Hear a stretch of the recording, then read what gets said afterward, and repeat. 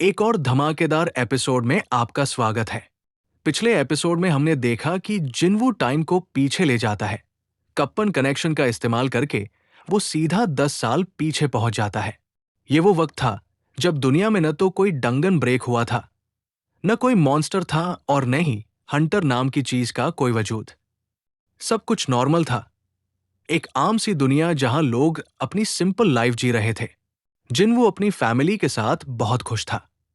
लेकिन इसी दौरान वो डायमेंशनल रिफ्ट में जाकर सारे मोनार्क्स को हरा देता है। वो इतना पावरफुल बन चुका होता है कि खुद ये दुनिया अब उसे संभाल नहीं सकती। यहीं से उसके दिमाग में सवाल उठने लगते हैं, क्या अब वाकई इस दुनिया को उसकी जरूरत है? उसने अकेले ही हर खतरे को रोका, सारी लड़ाइयां खुद लड़ी। पर अजीब बात यह है कि इस नए टाइमलाइन में कोई उसे जानता तक नहीं। 10 साल पहले की दुनिया में जिनवू नाम का कोई शख्स था ही नहीं। लेकिन जिनवू को सब याद है। उस पर पूरे वर्ल्ड की मेमोरी लोड है। लेकिन दुनिया के लिए वो अब भी अजनबी है। एपिसोड के एंड में हमने देखा कि जिनवू आखिरकार चाहिन से मिलता है। वो बस उसे देखता रह जाता है। वहीं पर एपिसोड खत्म हो जाता है। अब कहानी आगे बढ़ती है। हम पहुंचते हैं एक पुलिस स्टेशन में, जहां हमें एक पुलिस ऑफिसर वू जिनचुल दिखते हैं। इस टाइमलाइन में क्योंकि कोई हंटर नहीं, कोई मॉन्स्टर नहीं, तो वो पहले से ही पुलिस फोर्स का हिस्सा था। उसे ऐसा लग रहा है कि कोई मेमोरी है जो उसकी पकड़ से बाहर है। वो कुछ याद करना चाहता है, लेकिन याद नहीं आता। उसे लगता है जैसे उसने कुछ कहा भी नहीं, पर अंदर से एक खालीपन है जो उसे परेशान कर रहा है। उसके पास बैठा एक साथी उसे चाय पीने को कहता है ताकि उसका ध्यान बंट सके। वहीं स्टेशन में हलचल मच जाती है जब कुछ लोग खुद ब खुद सरेंडर करने आ जाते हैं। वो हैरान होता है कि ये लोग कौन हैं। इन तीनों में से एक बोलता है कि एक बड़ा सा शैडो मॉन्स्टर जमीन से निकला और उनसे बात करने लगा। वो कांप रहा था। कहता है उस शैडो ने कहा कि अगर वो 24 घंटे में पुलिस को खुद सरेंडर नहीं करेगा तो पूरी जिंदगी पछतावे में जिएगा। ये बंदा बुरी तरह पैनिक में था। चिल्ला रहा था कि ये सारी गलती उसी की है। उसने क्राइम किया है और उसे अंदर कर दिया जाए। ये वही क्रिमिनल्स हैं जो क्राइम करके बच निकले थे, पर अब जिनवू के शैडोज ने उन्हें वार्निंग दी है। अब वो जिनचुल के लिए ये सब किसी शॉक से कम नहीं। वो पूछता है क्या उन्होंने सच में कोई मॉन्स्टर देखा, और तीनों एक ही जवाब देते हैं, हाँ, वो एक शैडो मॉन्स्टर था। अब वू के सामने मुश्किल है कि इस चीज को ऊपर रिपोर्ट कैसे करे जब इस दुनिया में कोई मॉन्स्टर का कॉन्सेप्ट ही नहीं है। तभी एक सीनियर ऑफिसर उसे बुलाता है। मीटिंग रूम में पता चलता है कि प्लान है इन क्रिमिनल्स को छोड़ देने का। असल में उन्हें छोड़कर उन पर नजर रखनी है कि ये जो मॉन्स्टर की बातें कर रहे हैं वो सच हैं या झूठ। वो ये सुनकर हैरान होता है।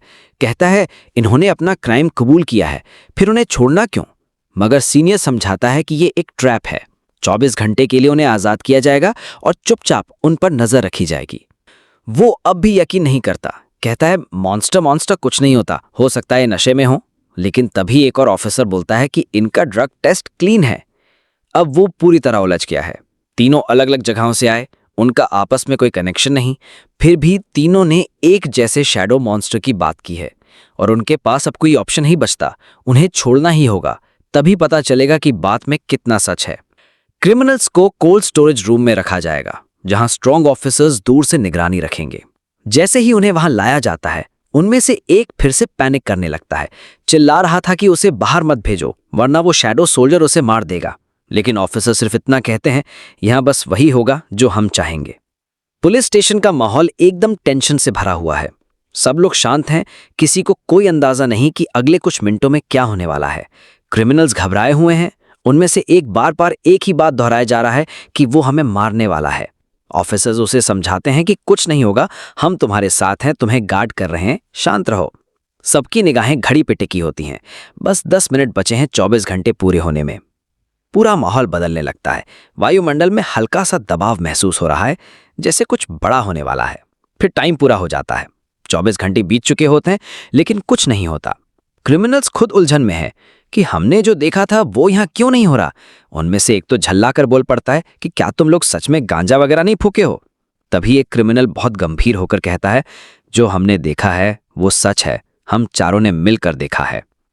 वो जिनचुल उस पल कुछ महसूस करता है, एक अजीब सी सनसनी, और वो जोर से चिल्लाता है, शो योरसेल्फ, मैं जानता हूं तुम यहीं हो।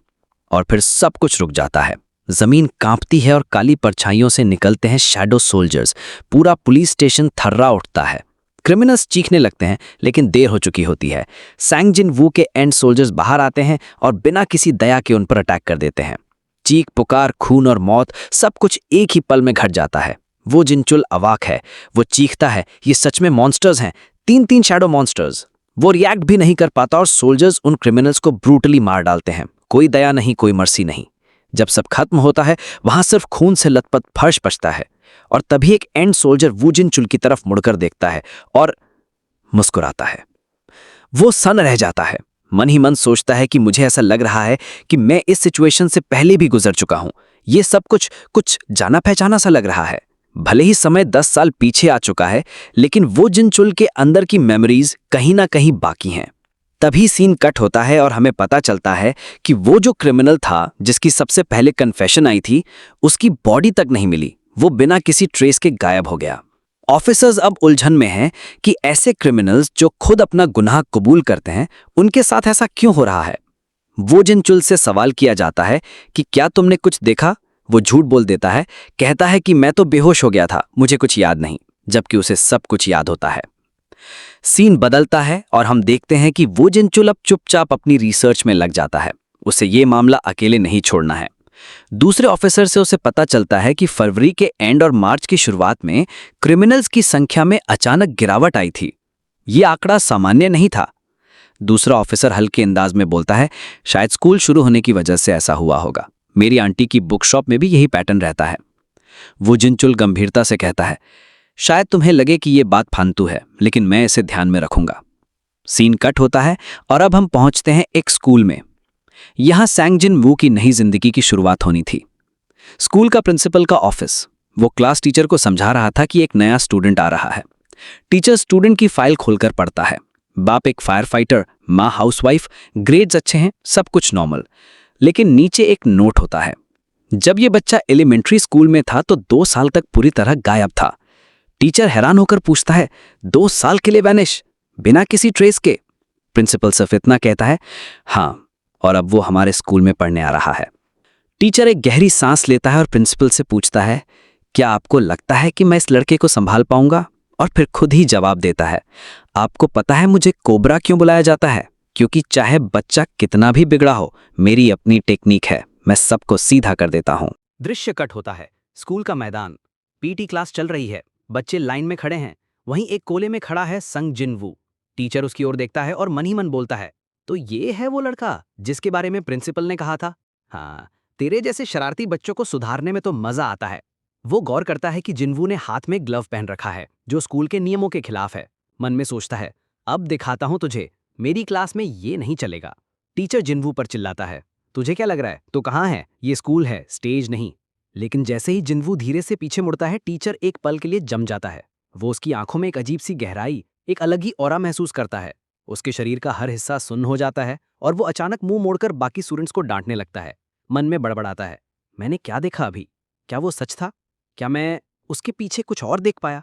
असल में वो टीचर शैडो आर्मी को देख सकता है। ये वही दुर्लभ लोग हैं जो स्पेशल एनर्जी से ट्यून किए गए हैं। उसी वक्त विलियन की आवाज गूंजती है, माय किंग, ये इंसान हमें देख सकता है। जिनवू शांत स्वर में जवाब देता है, हाँ, मुझे भी महसूस हो रहा है। क्या ये भी टाइमलाइन का कोई साइड इफेक्ट है। सीन कट होता है। जिनवू अकेले क्लब रूम में बैठा है। तभी एक ऑरेंज बालों वाला लड़का आता है और कहता है, अरे तुम संग जिनवू हो ना, मैं योगिल, हम मिडिल स्कूल में साथ थे। दोनों एक हल्की बातचीत में खो जाते हैं। योगिल पूछता है, तुम क्या अभी भी यहीं रहते हो। जिनवू जवाब देता है, हाँ, पिछले साल ही मूव किया था। तभी स्कूल के क्लासिक 3 गुंडे टाइप स्टूडेंट्स आते हैं, जिनवू को घेर लेते हैं।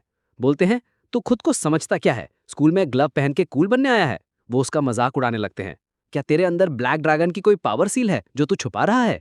फिर ऑर्डर देते हैं, ये ग्लव उतार अभी, हम देखना चाहते हैं तेरे हाथ में क्या है। जिनवू शांत रहता है, कोई रिएक्शन नहीं। मन में सोच रहा है, इनके साथ क्या किया जाए। एक लड़का फिर चिल्लाता है, क्या सुनाई नहीं देता, उतार ग्लव। बात बढ़ती है लेकिन जिनवू अब भी शांत है। तभी बेरू की आवाज आती है, माय किंग, एक बार आज्ञा दो, मैं इन्हें ऐसे टुकड़ों में काटूंगा कि पूरी क्लास दोबारा तुम्हारी ओर देखने से भी डरेगी। जिनवू धीरे से बोलता है, नहीं कोई ज़रूरत नहीं। लेकिन बेरू अब भी झुंझलाया हुआ है, मैं कर दूं ना। जिनवू सख्ती से कहता है, नहीं बेरू। आखिरकार जिनवू ग्लव उतार देता है। उसके हाथ पर गहरे जले हुए जख्म दिखाई देते हैं, पुराने घाव जो शायद कभी ठीक नहीं होंगे। वो एक गहरी आवाज में बोलता है, तुमने जलता हुआ हाथ कभी देखा है? ये है बर्निंग स्कार, ड्रैगन किंग से हुई मेरी लड़ाई की आखिरी निशानी। सारी क्लास सन। जो लड़के घेरने आए थे वो अब पीछे हटते हैं। डर उनकी आंखों में साफ झलक रहा है। एक लड़का घबरा कर कहता है, हम तो बस मजाक कर रहे थे, तुमको दिखाने की कोई जरूरत नहीं थी। दूसरा कहता है, प्लीज दोबारा वो ग्लव मत उतारना, ये किसी बुरे सपने जैसा है। बेरू का खून अब भी खौल रहा होता है, लेकिन जिनवू काम करता है, रहने दो, कुछ मत करो। और फिर अचानक जब सभी जा चुके होते हैं तो बेरू पीछे से एक हल्का सा धक्का देता है और वो तीनों गिर जाते हैं। जिनवू बस एक हल्की मुस्कान के साथ कहता है, चलो थोड़ा सा प्रैंक तो चलता है। दृश्य बदलता है। जिनवू और योगिल साथ चल रहे हैं। योगिल कहता है, तुम बहुत बदल चुके हो जिनवू, 3 साल पहले तुम बिल्कुल अलग थे। जिनवू जवाब देता है, 3 साल मैंने सिर्फ ट्रेनिंग में बिताए हैं। फिर योगिल पूछता है, तुमने कोई स्पोर्ट्स क्लब ज्वाइन किया? जिनवू थोड़ा सोचकर कहता है, एक क्लब है जो मुझे ज्वाइन करना है। और हम अगले सीन में ट्रैक एंड फील्ड क्लब पहुंचते हैं। वहां जिनवू की मुलाकात होती है क्लब के लीडर से, चॉइस तेयुंग से। बाकी मेंबर्स पीछे से फुसफुसाते हैं, उसकी तरफ देखकर कहते हैं, ये वही न्यू स्टूडेंट है, लगता है हवा में उड़ता है, देखो कैसे चला आ रहा है जैसे कोई हीरो हो। कैप्टन दूर से संग जिनवू को देखता है और हल्की मुस्कान के साथ कहता है, ये बंदा हमारे क्लब को ज्वाइन करना चाहता है। आज तक कोई फ्रेशमैन हमारे क्लब में आया ही नहीं और ये सीधे यहाँ वॉक इन करके सोचता है कि एक्सेप्ट कर लेंगे। वो आगे बढ़ता है और जिनवू से पूछता है, क्या तुम एथलीट हो? जिनवू सीधे जवाब देता है, नहीं। क्या मिडिल स्कूल में कोई रनिंग एक्सपीरियंस है? नहीं। साथ में खड़े एक मेंबर ठटाकर मारते हुए बोलता है, भाई ये क्लब सिर्फ उन्हीं के लिए है जो रनिंग में सीरियस हैं। एक्सपीरियंस नहीं है तो यहाँ करने क्या आए हो? जिनवू का चेहरा शांत है, लेकिन उसकी आंखों में दृढ़ता झलकती है। वो कहता है, मैं यहाँ किसी से मिलने आया हूँ। थोड़ा रुककर वो नाम लेता है, चाहिन। मन ही मन वो चाहिन की तस्वीर देखता है। सोचता है कि वो अभी मिडिल स्कूल में है, लेकिन मैं जानता हूँ कि वो बहुत जल्द रीजनल कंपटीशन में हिस्सा लेने वाली है। जिनवू के पास यादें हैं पुरानी दुनिया की। वो जानता है कि एक वक्त था जब चाहिन एक ट्रैक एंड फील्ड स्टार थी, लेकिन बाद में उसने सब छोड़कर हंटर बनने का रास्ता चुना। वो सोचता है, अगर मैं इस क्लब को ज्वाइन कर लूं तो चाहिन से एक नेचुरल मुलाकात होगी, बिना किसी अजीब मोमेंट के। शायद सब कुछ नॉर्मल लगे। उसके लिए तो ये सिर्फ आज की दुनिया है, मेरे लिए ये बीते वक्त की उम्मीद है। कैप्टन थोड़ा गंभीर होकर जिनवू की ओर देखता है, फिर मुस्कुराते हुए बोलता है, अगर ज्वाइन करना है तो छोटा सा टेस्ट पास करना पड़ेगा। वो एक बंदे की तरफ इशारा करता है, वो देख रहे हो, सेकंड रिजर्व मेंबर है, दौड़ने में काफ़ी कमज़ोर है, बस उससे बेहतर परफॉर्म कर लो तो तुम्हारा स्वागत है। बाकी क्लब मेंबर्स हंसी नहीं रोक पाते क्योंकि सच्चाई कुछ और है। वो लड़का वाकई में रीजनल लेवल का रनर है, लास्ट ईयर 3rd आया था। ये टेस्ट नहीं, जाल है। जिनियो शांति से कहता है, ठीक है। कैप्टन बोलता है, अगर जीत गए तो क्लब में आ सकते हो, हार गए तो अगले हफ्ते हमारी पूरी यूनिफॉर्म लॉन्ड्री तुम्हारी होगी। अब ट्रैक पर रेस शुरू होती है। दूसरी तरफ स्कूल के क्लास टीचर खिड़की से देख रहे होते हैं। वो पूछते हैं, ये कौन है? एक स्टूडेंट जवाब देता है, संग जिनवू, ट्रैक क्लब ज्वाइन करना चाहता है, टेस्ट चल रहा है। टीचर हैरान हो जाते हैं, एक फ्रेशमैन ट्रैक क्लब, ये तो पहला मौका है। स्टूडेंट बोलता है, सर टेस्ट तो काफ़ी देर पहले शुरू हुआ था, बाकी सब तो थक चुके हैं, लेकिन ये बंदा अब तक दौड़ता जा रहा है। अब तक 20 लैप्स पूरे हो चुके हैं और संग जिनवू अब भी भाग रहा है। न उसकी सांस टूटी, न स्पीड घटी। अब टीचर अब गंभीर हो गए हैं, मन में सोचते हैं, शायद प्रिंसिपल ने जो कहा था वो गलत था, इस लड़के में कुछ खास है। तभी अचानक एक ठंडी हवा चलती है। टीचर को कुछ अजीब सा फील होता है। जिनियों के पीछे की छाया में कुछ हलचल सी नजर आती है और फिर वो देख पाते हैं शैडो सोल्जर्स। टीचर चौंक उठता है, मैं हेल्यूसिनेट कर रहा हूँ क्या? लेकिन फिर विंडो के पास आता है बेरू। 1 सेकंड के लिए सिर्फ खड़ा रहता है और फिर जोर से चिल्लाता है। टीचर डर के मारे सीधे गिर जाता है और वहीं बेहोश हो जाता है। पीछे से एक और शैडो, ब्रिस, बेरू को डांटता है, मैंने बोला था ना ऐसा मत करना। बेरू उचके करता है, अरे यार थोड़ा मजाक चलता है, और वैसे भी हमें वो देख सकता है। सीन कट होता है। अब हम वापस जाते हैं पुलिस ऑफिसर वू जिनचुल की ओर। दूसरा ऑफिसर कहता है, तुम इतने टाइम से एक ही केस पर इन्वेस्टिगेशन कर रहे हो, इसका मतलब तुमने कुछ तो देखा है ना? वो जिनचुल गहरी सांस लेता है, कहता है, मैंने एक एंट देखा था, एक एंट मॉन्स्टर। उसी वक्त वही टीचर पास से गुजर रहा होता है। वो सुनता है और रुक जाता है। क्या तुम कहना चाहते हो कि वो एंट ह्यूमन जैसी बॉडी का था? टीचर उसे देखता है, उसका चेहरा सख्त हो जाता है।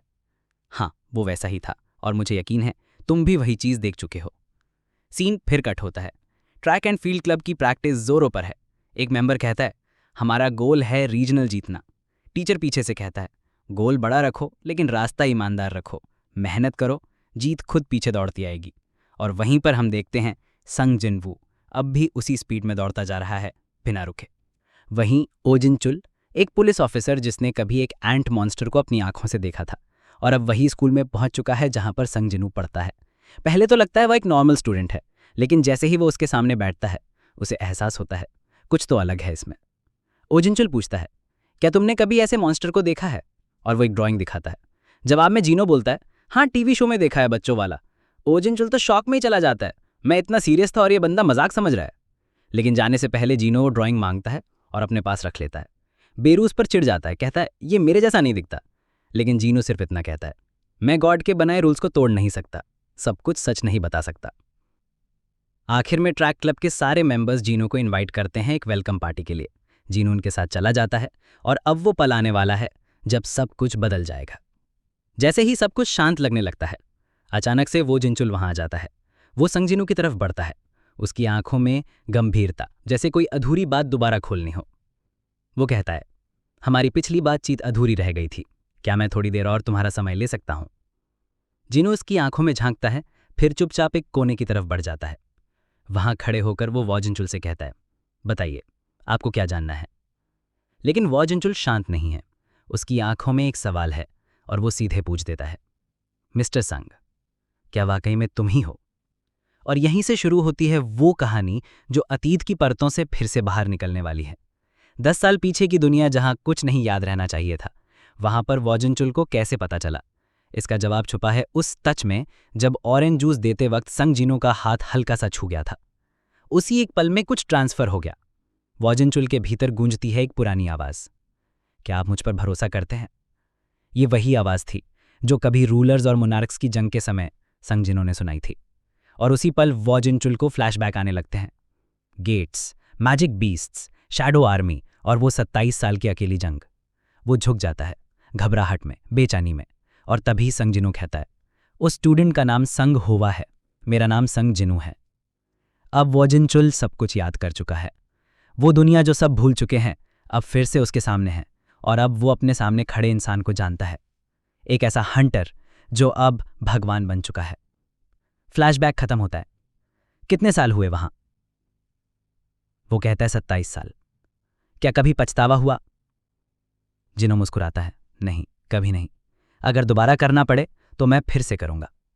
अब वॉजिनचुल उसके सामने एक ऑफर रखता है, हमारे साथ पुलिस में आ जाओ। आजकल बहुत से लोग खुद सरेंडर कर रहे हैं सिर्फ इसलिए क्योंकि उन्होंने एक मॉन्स्टर को देखा है। तुम्हारे जैसे किसी को जरूरत है हमारी टीम में। जीनो थोड़ा मुस्कुराता है, अगर मैं पुलिस में शामिल हो गया तो बाकी ऑफिसर्स को कुछ करने की जरूरत ही नहीं पड़ेगी। वॉजिनचुल हंसता है, शायद हमें वैसी ही दुनिया चाहिए जहां क्राइम ही ना बचे। जीनो थोड़ा सोचने का मोहलत मांगता है। और वहीं से टाइम फॉरवर्ड होता है। अब हम देखते हैं एक वीरान आइलैंड, कहीं यूएस में। एक ट्रैवलर कुछ अजीब सा देखता है। आसमान में एक ब्लू क्रैक। वो इमरजेंसी कॉल करता है। मुझे नहीं पता ये इमरजेंसी है या नहीं, पर आसमान टूटता हुआ लग रहा है। उधर जीनो मुस्कुराता है। फाइनली स्टेज तैयार हो चुका है। चारों तरफ से डाइगर्स निकलने लगते हैं। वो अपने सामने बढ़ते खतरे की ओर देखता है और कहता है, ब्रिंग इट ऑन। तुम लोग यहां आओगे तो तुम्हें मुझसे लड़ना होगा। मैं हूं एक मोनार्क और एक हंटर जो इस दुनिया को बचाने वाला है। और तभी टाइटन्स की एंट्री होती है। सुनहरी रेत उड़ती है, आसमान की दरारें गहराती जाती हैं, और ये सब बस एक शुरुआत है। टाइटन्स की एंट्री हो चुकी है, आसमान फट चुका है, और जीनो अब किसी के लिए नहीं रुकने वाला।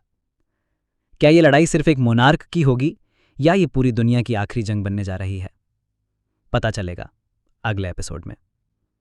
अगर तुम भी इस जर्नी का हिस्सा बनना चाहते हो तो वीडियो को लाइक करो, कमेंट में बताओ कौन है तुम्हारा फेवरेट शैडो सोल्जर, और चैनल को सब्सक्राइब जरूर कर देना, क्योंकि अगला एपिसोड बिल्कुल भी मिस मत करना। मिलते हैं जल्दी।